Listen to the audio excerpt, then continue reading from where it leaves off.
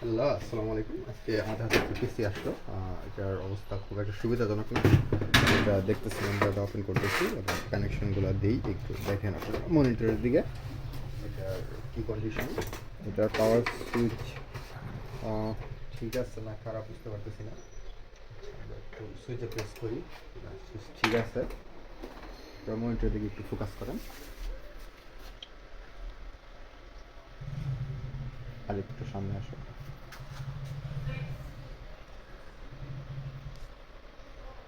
Display আসতে অনেক time নিয়েছে। এইখানে মোটামুটি বায়োসের সমস্যা দেখাচ্ছে, এটা কোনো ইস্যু না। আমরা F2-তে ক্লিক করব, F2-তে ক্লিক করার পরে আমাদের এটা চলে যাবে। আচ্ছা, এই লেখাটা ম্যাক্সিমাম অনেকের এতে আসে যাদের পিসি অনেকদিন যাবত ঘরে বসে থাকে, প্লাস হচ্ছে অনেকদিন ইউজ করা হয় না বা কোনো সার্ভিস করা হয় না, তাদের এই সমস্যাটা মেবি আসে।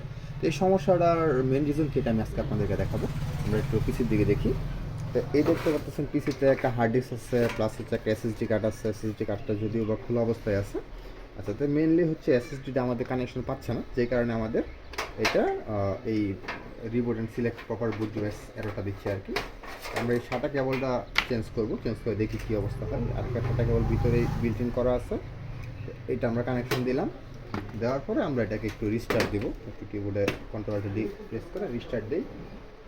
পরে আবার আমরা মনিটরের দিকে যাই।